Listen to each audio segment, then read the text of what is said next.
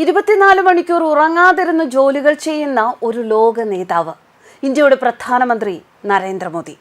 ഇപ്പോൾ ഓപ്പറേഷൻ സിന്ദൂർ സമയത്ത് നരേന്ദ്രമോദി രാത്രി എങ്ങനെ ചിലവിട്ടു എന്ന് വിവരിക്കുന്നത് കേന്ദ്രമന്ത്രി ജിതേന്ദ്ര സിംഗ് ആണ്. നമ്മുടെ പ്രധാനമന്ത്രിക്ക് പല രാത്രിയും ഉറക്കമില്ല എന്നും ഓഫീസിലിരുന്ന് ജോലികൾ ചെയ്യുമെന്നും രാജ്യത്തെ സർക്കാർ ജീവനക്കാരും ജനങ്ങളും മന്ത്രിമാരും മുഖ്യമന്ത്രിമാരും ഒക്കെ സുഖനിദ്രയിലേക്ക് പോകുന്ന രാത്രികളിൽ പ്രധാന സേവകൻ രാജ്യത്തിന് കാവലായി ഉണർന്നിരിക്കുന്നു എന്നുമാണ് അദ്ദേഹം പറയുന്നത്.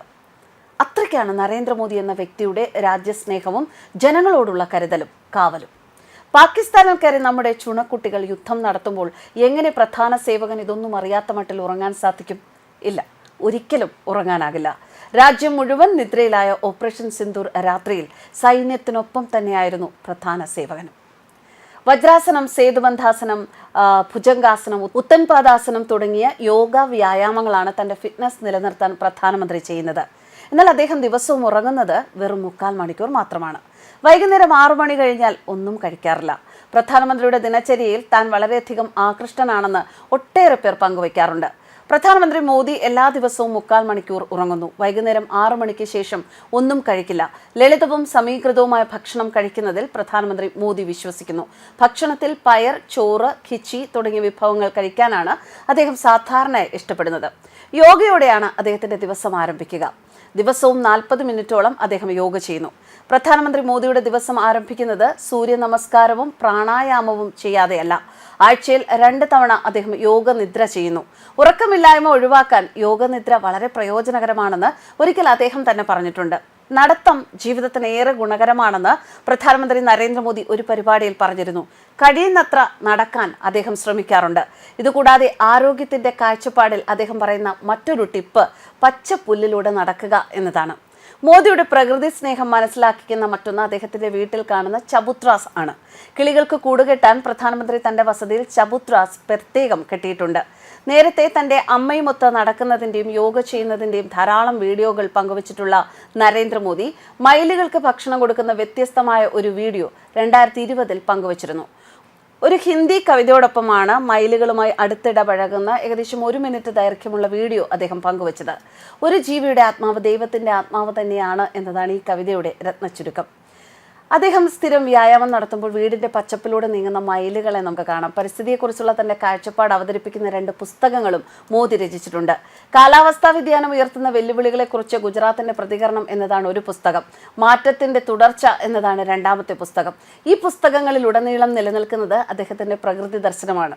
മോദിയുടെ ഊർജ്ജസ്വലത ശത്രുക്കൾ പോലും ശരിവെക്കുന്ന ഏറ്റവും നല്ല ക്വാളിറ്റികളിൽ ഒന്നാണ്. എന്നാൽ ഈ ഊർജ്ജസ്വലത അദ്ദേഹം ഏറ്റവും കൂടുതൽ ഉപയോഗിക്കുന്നത് തന്റെ വിദേശ യാത്രകളിലാണ് എന്ന് പറയാം. അദ്ദേഹത്തിന്റെ വിദേശ യാത്രകൾ ശ്രദ്ധിച്ചാൽ ഒന്ന് മനസ്സിലാക്കാം. അദ്ദേഹം യാത്ര ചെയ്യാൻ ഏറെ തിരഞ്ഞെടുക്കുന്നത് രാത്രി നേരങ്ങളിലാണ്. ഇതിന് പിന്നിലുള്ള രഹസ്യം സമയം ലാഭിക്കാം എന്നത് തന്നെയാണ്.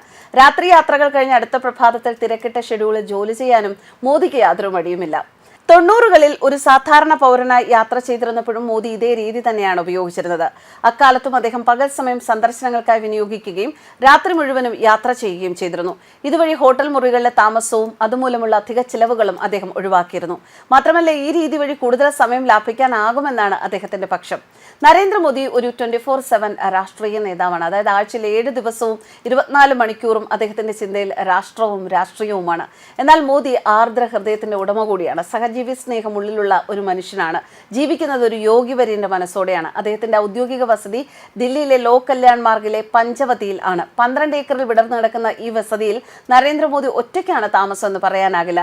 കൂട്ടിന് ഒപ്പം നരേന്ദ്രമോദിയുടെ ഇവിടുത്തെ വിട്ടുപിരിയാനാവാത്ത സുഹൃത്ത് മയിലുകളാണ്.